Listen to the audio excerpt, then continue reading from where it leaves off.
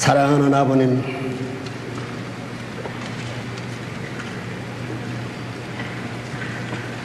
오늘 이 자리에 모인 선남 선녀로서 아버지께서 세우서 싸우니 영원하신 부부의 인을 맺기 위한 거룩한 식전 후에 당신의 무한한 사랑과 축복이 같이 하시옵소서. 영계와 육계가 주시하는 가운데 저희들은 역사적인 새로운 가정의 전통을 세우기 위하여 순환의 길을 거쳐오면서 이 길을 개척해 나왔습니다.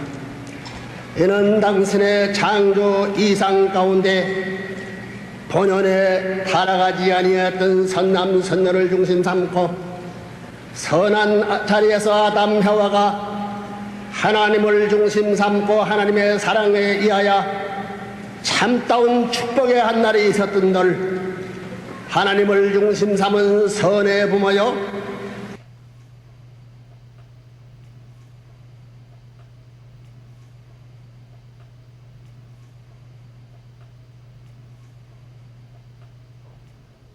What is your name?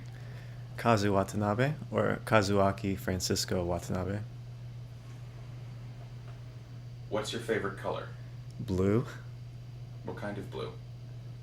All kinds of blue. Have you read Bluettes by Maggie Nelson? No. I recommend that book. It's about falling in love with the color blue. Okay. Have you seen Blue by Derek Jarman? Yes. Any more blue questions? The most significant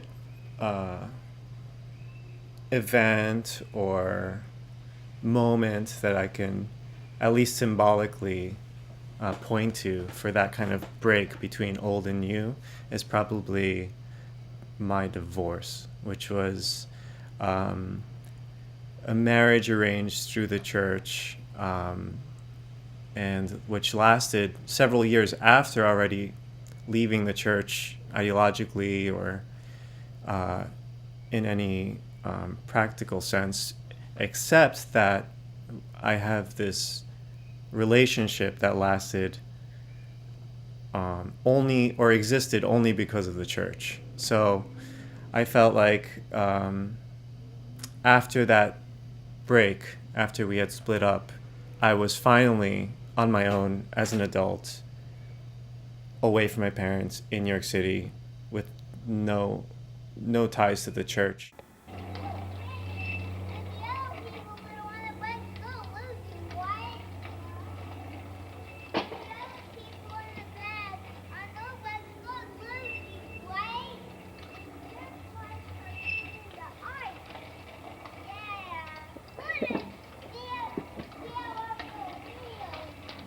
Hey, Will and David, what are you guys doing?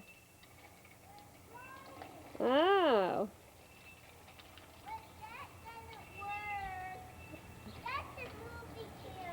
Uh-huh.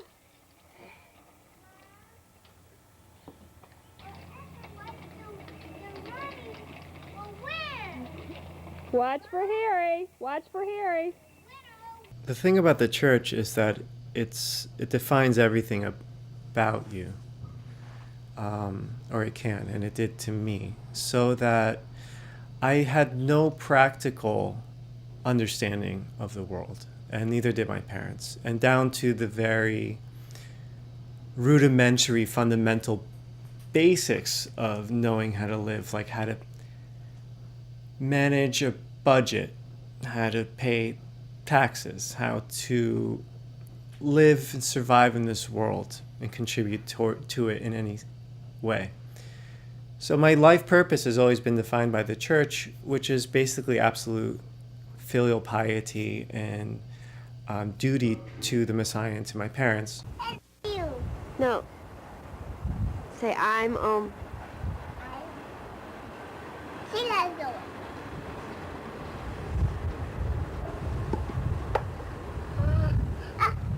Butterfly. The butterfly kiss. The butterfly.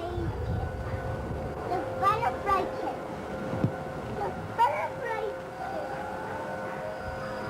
kiss. This is Yokkaichi, and Omata is playing with his new sword that Hiroko-san gave him.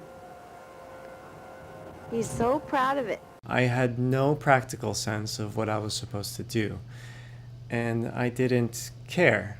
I was part of a holy mission, so to speak. They were outsiders. They were busy doing all these things that they thought that had value, which meant nothing ultimately.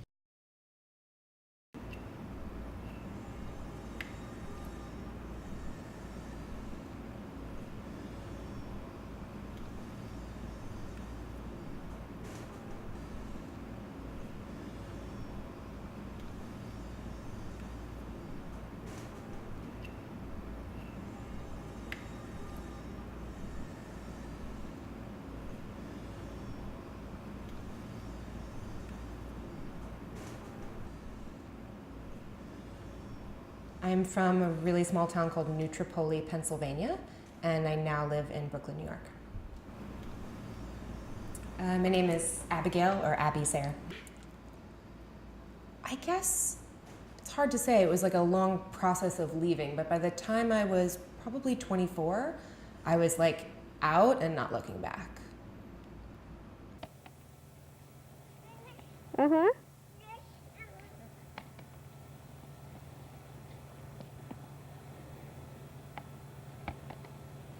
Got some dead basketballs.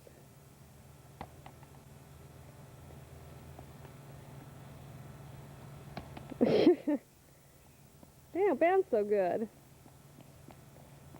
I moved to New York City in June of 2008. So yeah, around that time I was going through a lot. I mean, I had graduated from college. I had started a program in graduate school to get my master's in childhood education, so I was going to school at night. I was working full-time as a new teacher in the South Bronx. I was living on my own for the first time. And I was seriously questioning my spirituality. Even though I wasn't completely out yet, my world had I had been so expanded to the point where like the church became less and less necessary, and I could look at it more and more critically. So even in 2008, I was looking at it pretty critically. But I remember still going to church, like definitely still going to these big ceremonies at the Manhattan Center, you know, and right across the street from Madison Square Garden. So, you know, my family was definitely still in, you know, and so they're still in to a certain degree. So I still, you know, I still have to sort of manage those worlds too. Yeah, it was a crazy time.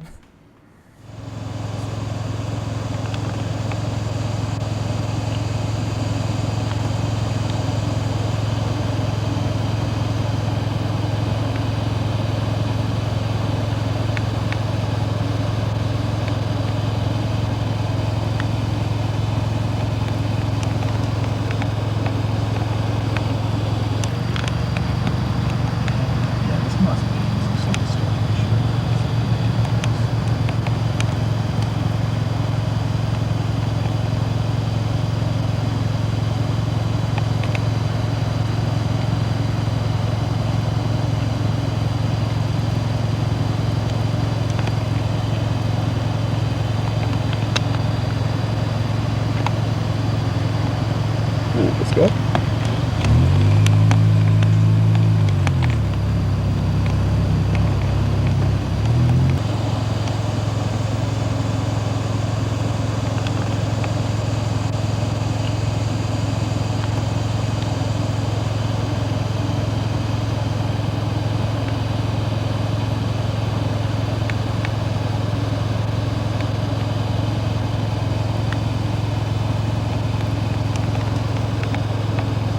There are a lot of expectations both on like a daily, weekly, monthly, everyday life basis and on like a grander sort of cosmic scale, right? So on the day-to-day basis, you might be expected to like get up at 5 o'clock in the morning and read spiritual books, you know, and sort of read the words of Reverend Moon so you can like live with them throughout the day. It would be an expectation that you would go to church every Sunday, that you would get up at 5 o'clock in the morning on Sundays and go through a ceremony of bowing down to this picture and reciting prayers and, you know, I was expected to, you know, go to summer camp and be a group leader and teach my younger brothers and sisters, you know, the things that I knew, and to give testimony about my relationship with God and talk about that in front of rooms full of people.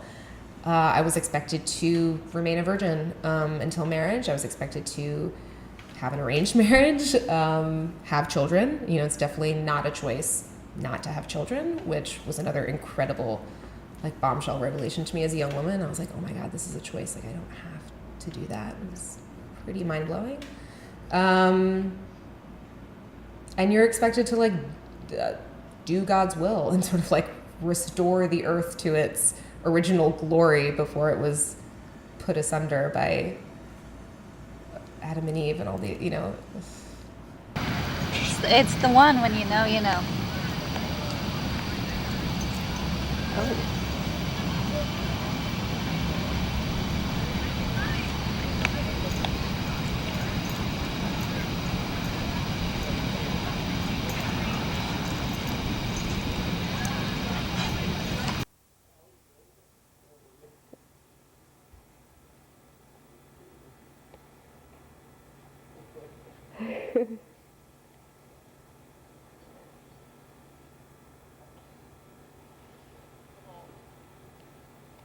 Of course, as I started leaving the church and had to figure out how to live on my own, it was like really like starting from a blank slate. And I didn't have parents that could give me guidance because they have no idea what the fuck. You know, they were always, there's a degree of gullibility to allow yourself to be, I shouldn't say that. There's a degree of gullibility for them, which I think allowed them to be manipulated into this church, but which also allowed them to be exploited financially. They signed up for so many church pyramid schemes. They gave away so much money. So I had no idea how to practically live.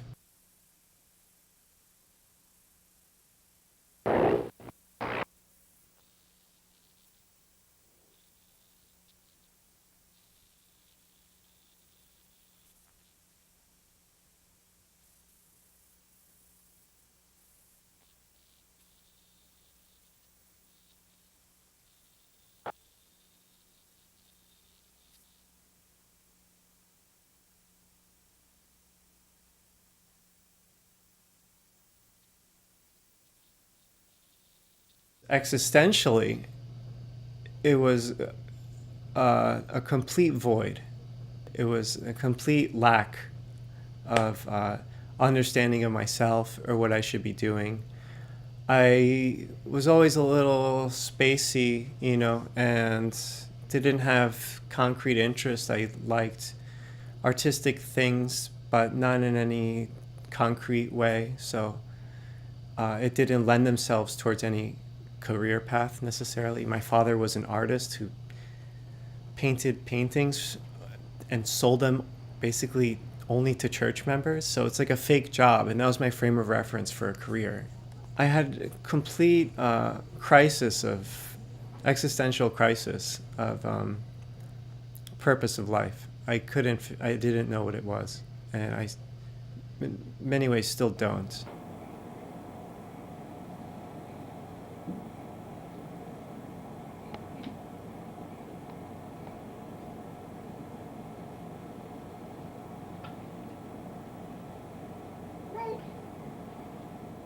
Let's see, what did I think as a true believer? I'm gonna be honest, it's hard. It's hard for me to even recall something like that because I don't believe any of that bullshit anymore. And so there's a part of you that's like, I almost don't remember. Probably something sad. Like, I just remember feeling really, really sad a lot of the time. Whether you're sad about the fact that you've broken God's heart and you've sinned and you've done something so awful that it's caused pain, or whether you're sad that you feel like the church, I'm sure I felt at some time that the church wasn't living up to its ideals, so I was sad about that. And probably inside me I was also just really deep, like, I don't know, I remember the last time that I really truly believed was when I got my heart completely broken. So I just remember feeling like I'm tired of I'm tired of feeling this way. But I definitely still believed at that point, so I just knew I was tired.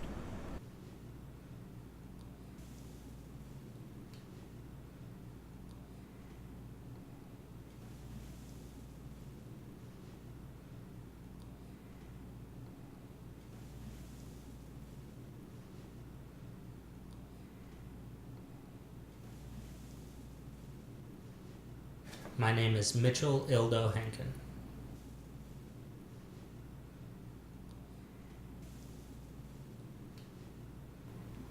So many things bother me, but then the more I think about them, the less petty they seem.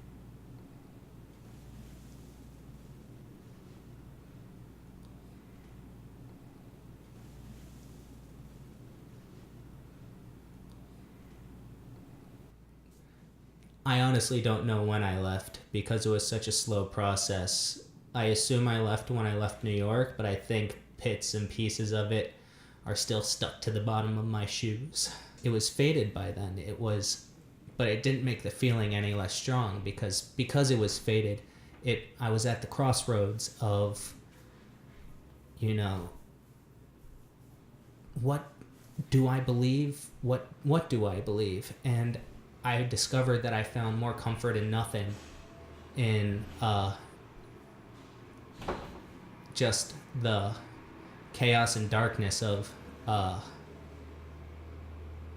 just the absence or the abyss of there's nothing there. I found more comfort and solace, and I felt more important and personally fulfilled of it's not all because of something, but it's because of me. It's because I matter as opposed to being assigned worth.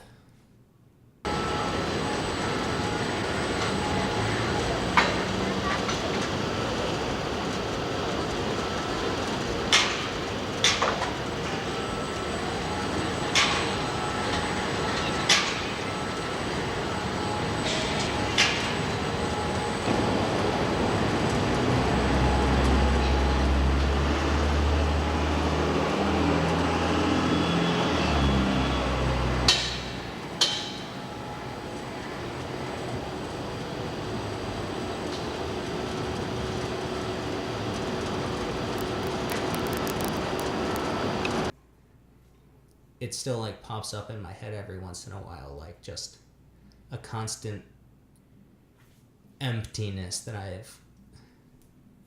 I'm still trying to find a place something to fill that God hole.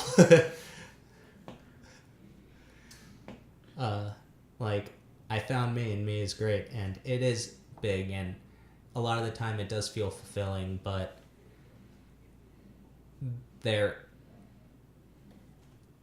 it's a process trying to find solace in the emptiness, and I do I built myself up, and what I do, I did because of me, and what I do for me, but it's weird having all the answers and then not.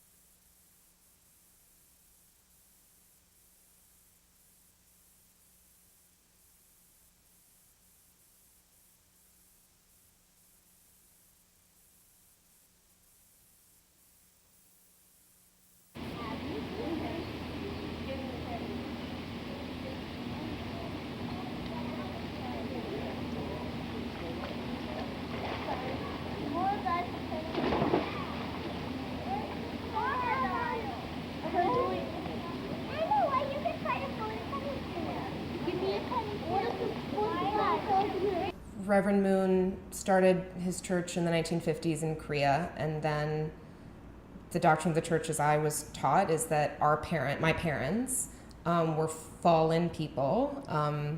They were not of a pure lineage, and that they had to, sort of atone for that by getting an arranged marriage and going through certain rites and rituals to cleanse themselves and start this new family, and that my sister and I were born because of all that sacrifice and because of the spiritual conditions they made and the things they chose to do by following Reverend Moon.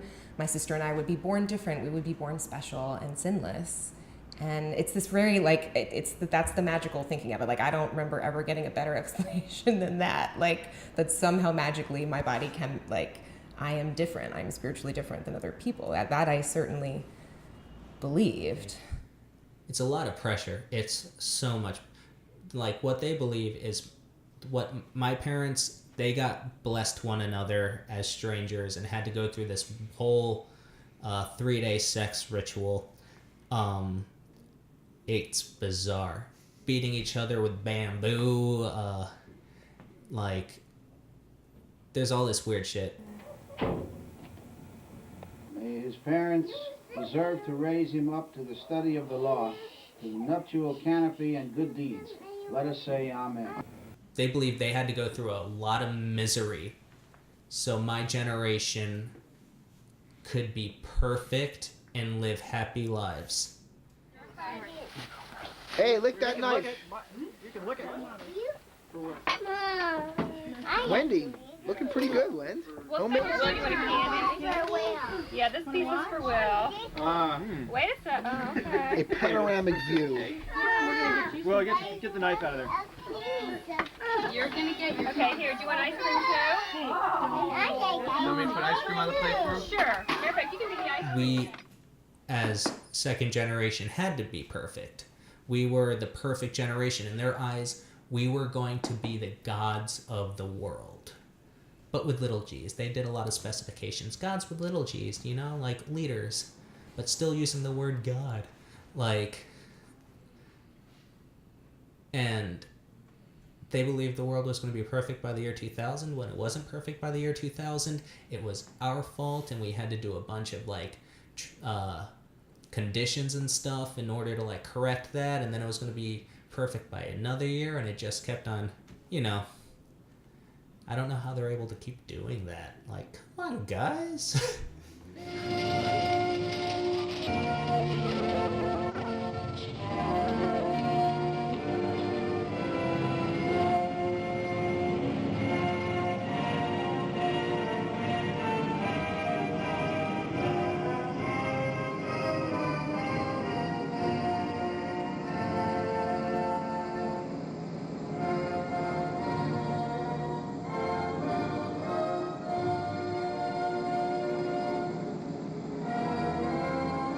I was expected to be perfect. It's like a perfect embodiment of God's feminine love, and make of a God-centered family where my husband and I believe in the Unification Church, and we have children and raise them in the church and raise them to marry each other.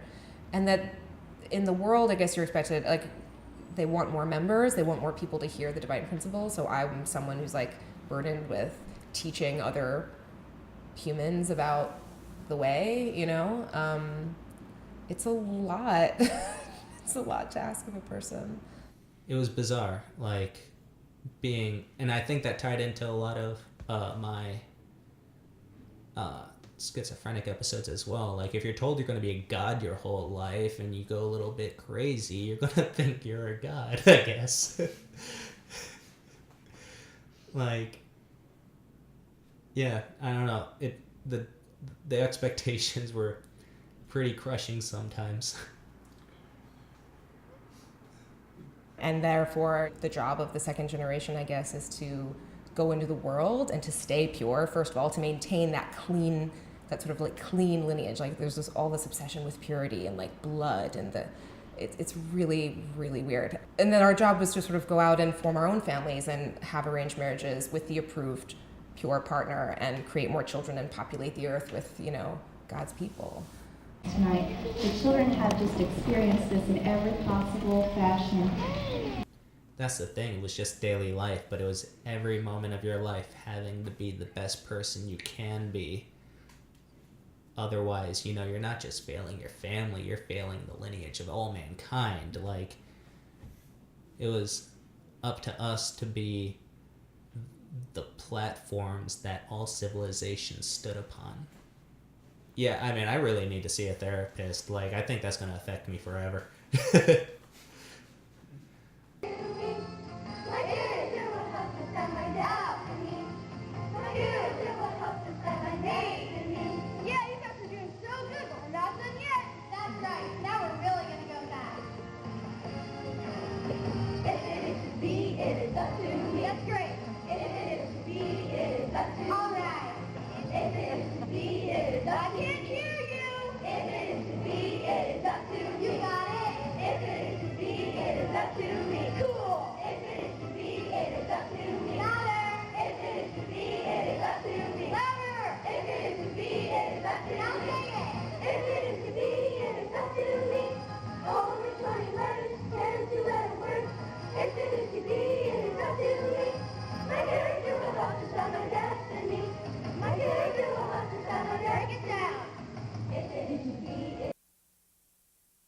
They had both moved to New York for the same mobilization effort, which was a big rally at Madison Square Garden in the early 80s. I forget what the exact rally was, but there's a huge mobilization of members from all over the world. And so my father came from Japan, my mother came from Argentina, and then there was a matching and blessing ceremony in 83, and they both signed up. They were, I don't know how old, in the early 20s? I don't know how old my parents are. They were in the New Yorker Hotel in one of the ballrooms. Men were on one side, women were on another. Reverend Moon, with his divine insight, pointed to two people. They met. They had, half an hour to meet each other and decide if they want to go through with it or not. They decided they did, and they were married the next day. The way my mom tells it, how she joined the church, she was going on this long spiritual quest. She was very lost. She was raised like Presbyterian or something. She was trying to figure her stuff out. I believe at this point it was the early 70s, like fresh out of college. And she said that she was locked between two faiths and she couldn't figure out which one she wanted, Unificationism or Satanism. She says that they are two sides of the same coin in a sense of both of them, for her at least, are very centered around self and like self-perfection. And she went with the Moonies and never turned back. My dad, no clue. It's like trying to get water out of a rock with that guy. Like he is a man of many secrets.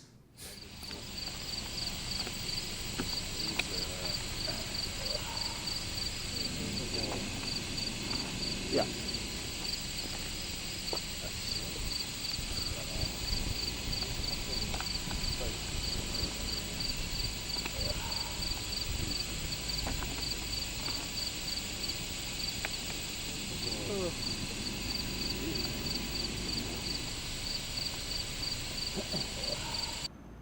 I can talk a little bit about it.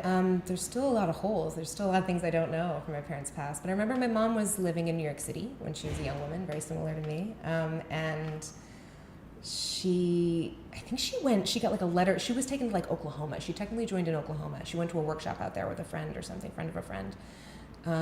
Heard the Divine Principle, felt really inspired by the lecture, whatever, she heard, and was sort of open to it. And then from there on, I think she fully joined. I'm not sure if she went right back to New York or if she might have joined MFT. She might have started living in a van and like driving around selling things. And then, she was probably 24 when she joined. You're on camera. And my dad, I know less about his experience because I know he's from out west. He's from Colorado. And he I think he joined in Los Angeles. I would venture to, or maybe the Bay Area in California, which was a really big, one of those big places where the movement was strong, where were giving workshops and trying to recruit people. I'm pretty sure he joined out there, and I don't know exactly why. I know he left a very unhappy marriage. I know he was sort of in a position that I think a lot of people are in when they join something like that, which is that they're very vulnerable. They've been through some kind of trauma. They've experienced some kind of, maybe an awful event, or maybe they're just sad and broken, like a lot of human beings are. Has anyone else in your family ever been blessed? I have. My sister has. My sister Ike. I have 3 sisters. But that's it. And the blessing had changed by the time I got blessed, and changed even more by the time my sister got blessed. So it wasn't Reverend Moon picking a man and woman within a room. Like I said, things had changed, rules had changed as we grew up and things went on. It's like in the church being engaged. It's like your souls are now tied together, and then once you get blessed, which is like getting married, and then after that, for the first time, you can, physically touch a girl at all, really. Like, at least within my family, that's how it was. It was claustrophobic. I got matched, and I realized over the course of that matching, it's just like, I am terrified of this person. Like, I think I really like them. Like, I might even love them. I don't know. I shielded myself from feeling everything because I was not allowed to feel that before. No, never. I was never matched. I never went through the process of having my parents look for someone for me and arrange and match for me, no. Did you experience a lot of pressure towards that from your parents or your community? I felt more pressure from the community, I think, to go through with that than my parents. My parents were pretty patient with me. And I think to their credit, I grew up in a house where education was the expectation. It was expected that I would go to college, and it was perfectly acceptable for me to do that first and to wait, for matters of matrimony and all these things. And I really think that is a huge deal. Not everyone got those opportunities. I know other people were pushed into fundraising or to get married really, really young. I know people that were matched at like 18. So I never had that pressure necessarily from my parents, but they did hint. They were sort of like, let us know when you're ready to find your special someone. And I think I always had the feeling and the intuition that if I made that choice, if I went down that road, that I would kind of be sealing my fate and that I would be in too deep. So even while I was still like in the church, I was sort of like, I don't know about that whole marriage thing. Like that, so it always felt, I was like, I couldn't quite get myself there ever, I don't think. Like we would sit next to each other, and you guys probably don't see the shoulders up, but I was very tight into myself. Like right now I'll describe my hands are like between my knees and my knees are together. Like that all the time. I didn't know how to talk to this person. Like I could talk to girls that were friends, fine, but there was like just the implication that this could be something else was so overwhelming that I just collapsed into myself and I couldn't function around this person.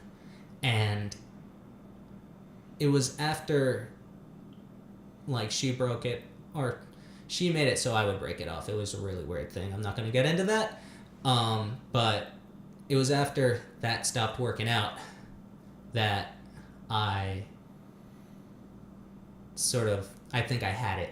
I realized that I was ruined.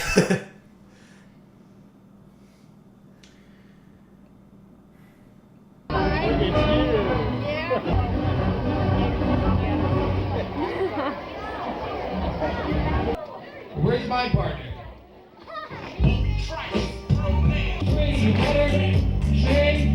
Go! 1, 2. Raise your hand. I'm gonna catch somebody. Who needs a partner? Quickly. Bolt. Wait, there's another man missing. Where's the man? Come over here. Wait.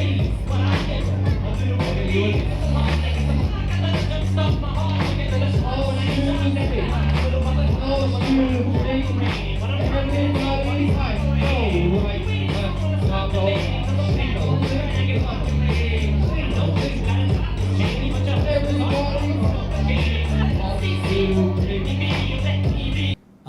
older brother Levi and his wife Maggie were matched and blessed in the church.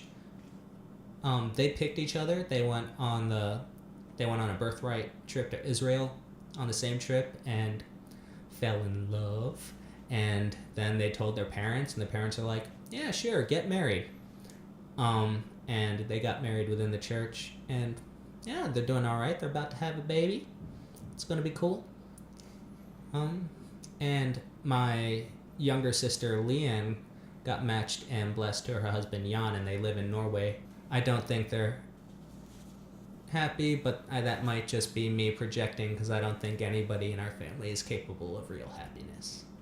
We are trying to rebuild a relationship. We were all very close when we were really young children. It really became like a us versus... My dad is a very angry fella. So this kids, when we were younger, all banded together. We became very tight and very close, sort of like protecting each other. Don't bring him back. He's only got half a haircut.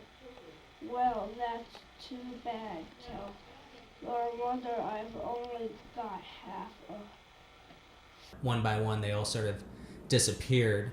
I don't think I ever really had a relationship with my youngest brother, Benjamin. When you're like an angsty fucking teenager and you have like a sibling who's just then like becoming a person, you're like, you don't want to have anything to do with it, and I sort of regret that now. Here, you gotta keep One, it for...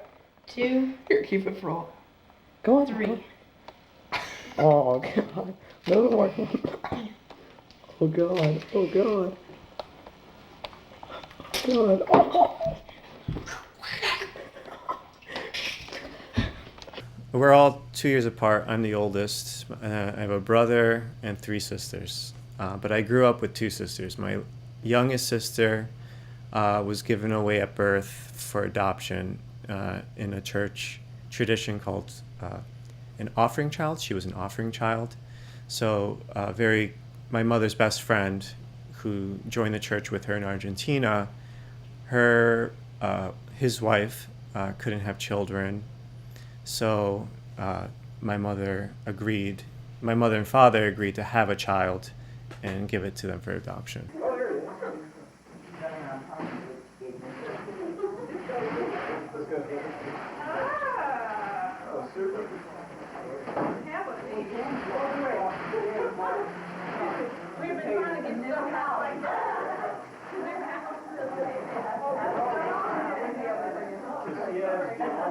So she grew up knowing that she has birth parents and her parents, and she takes their last name and everything. She calls them mom and dad.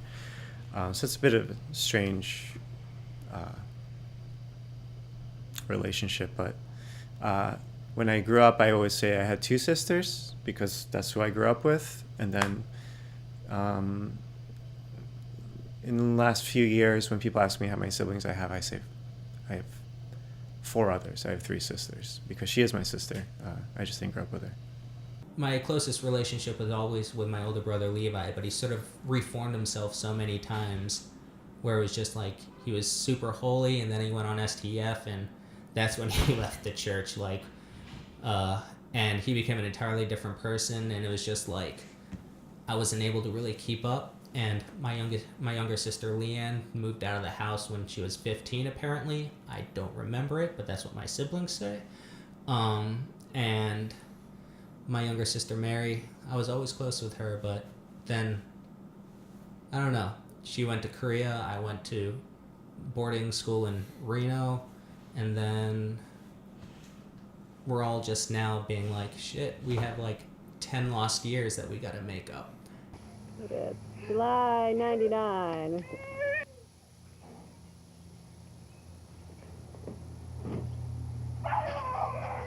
There we go.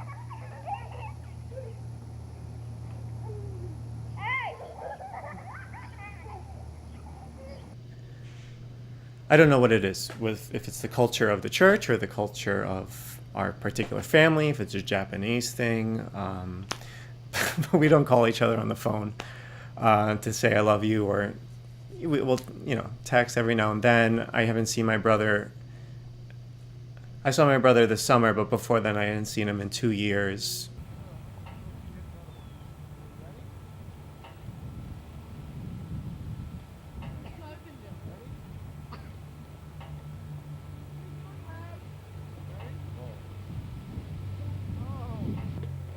doing, huh?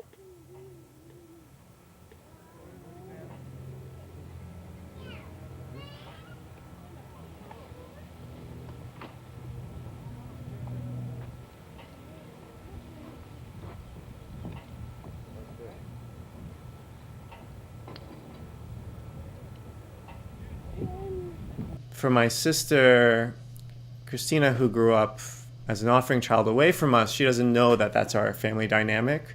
So I think she may feel that we're cold or distant towards her, when in fact that's just how we relate to each other. And my feelings for her are the same as my other sisters, but it's just the expression of that feeling that's different from what she may be used to. So if I could say I'd want a different relationship with her, it's for her to know that that she means as much to me as my other sisters. I don't know what birthday this was. We were watching The Perfect Storm. I didn't want A Perfect Storm, by the way, for my birthday, but my dad loves that movie, and he'll get it any chance he could get. And we were watching the movie, and my dad was really angry at my mom about how much she spent on the birthday, and they were having this big old argument. My brother is trying to watch the movie, Levi, big brother, and he tells my dad, kindly shut up. My dad just walks over and stomps on his chest, and he had trouble breathing for a while. My mom called the police. The police came. At that point, my mom was starting to take my dad's side, and then like the police kind of took my dad's side too. It was very much a, yeah, if my kid told me to shut up, I'd kick his ass too, sort of deal. And that was my birthday.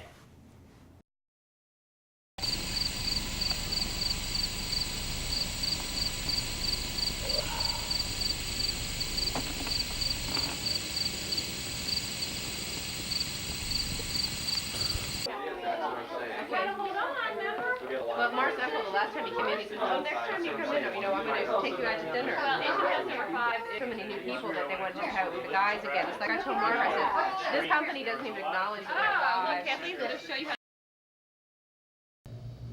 I feel like I've gained some degree of wisdom since leaving the church. I mean,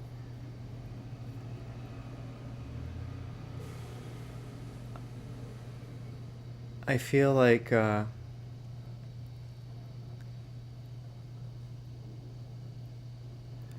some. This is maybe a strange way to put it, but I feel like I aged. I did a lot of things and went through a lot of experiences that people don't have to go through until they're mid-age, or maybe never, if they're so satisfied with their life and the circumstances and their ways of thinking. So I feel like I have a degree of wisdom, but also an extreme naivety, both existing within me at the same time. Not everyone can say they were married for 6 years and divorced before they were 30. You know what I mean? With that comes some level of wisdom, because when you're married, you have to step up a certain way, and you have to engage with another person in a very intense way that maybe you could have avoided all throughout your 20s when you're fucking around. But with that, the flip side of that is now in my late 20s as a divorcee who's only had one relationship in his life, one romantic sexual relationship in his life, complete naivety and not knowing how anything works, in terms of dating, in terms of romantic love, in terms of sex. And I think through that specific example, I think many parts of my life can be explained in that way, which is I gained a certain understanding or perspective, or, you know, wisdom sounds maybe like I'm saying too much, but of wisdom and lived experience that makes me feel older than people who are my age. And then the flip side of that is feeling much younger than people my age. And you have to reevaluate everything. Stuff that people take for granted in the outside world, from their parents or whatever, you, as someone whose a complete understanding of life has been erased, have to question everything. And I'm still struggling to find out what the point of any of this is.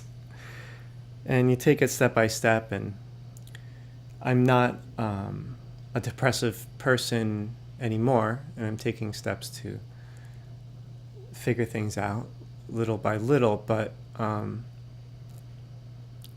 what was the question? So the place in the world is a work in progress. There was no longer any room for me in that enterprise, in that community, in that church, in that ideology. I felt like I outgrew it. I thought, I can't be contained by this anymore. I have the world is too big a place. I had too many interests. You know, I was already definitely, became a feminist at college and was sort of introduced to other sort of ways of thinking about the world and thinking about like my place in it. So when I left, what do you leave behind? You do leave a community. I will say that. I don't have as much of a sense of community in my life because nothing is more motivating than having a group of people that think they're doing God's work. And that's a really powerful thing. And I think it's a really particularly powerful thing in America where we live far apart from each other and communities form still around like religious belief a lot. And again, like I said, that provides things to people. It provides you with community. It provides you with a sense, what people need other people. It provides you with a sense that you're loved and cared about. And so I definitely lost some of that. I definitely lost this sort of like thing that I could tap back into where people have known me since I was 5 years old, like adults in my life, that have helped raise me and experiences that I had with people. I chose to close the door on all that and I chose to remove myself. So that's a real loss.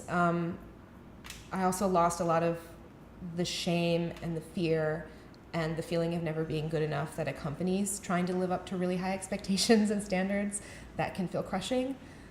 So I've let go of a lot of that. And man, I've gained the whole fucking world. This is also what I say. Like, I also tend to say, like, I wasn't push or running away from that. Like, I was running towards life. Like, I felt like I was going towards this, like, wide, expansive world where, like, it was pretty scary. Like, freedom is terrifying, right? Like, it's scary to, like, realize, like, oh, I'm alone in the world. There is no God, necessarily. The whole story, that whole sort of, like, infrastructure that I had of the world, not true. It all sort of crumbles. What we are left with is, like, that means I can make choices for, like, right now for my life. I can make the life that I want, and it can be messy and beautiful and full of contradictions and not clean and not pure and there's no sort of like utopia that I'm hoping for. I very much have a before and after. I have the before I left the church and after I left the church, and even people that I should be closer to now because they left as well. There's sometimes, like with some people, that a distance can be there. Walls were built, and it can be scary. Now, I know myself. I am me. It's not centered around anything. The foundation isn't something outside of myself. I am my own foundation, and I know who I am as a person, rather than being told, you're second generation, your foundation is this is what you believe because this text says it. I believe what I believe because I found it and I believe in it.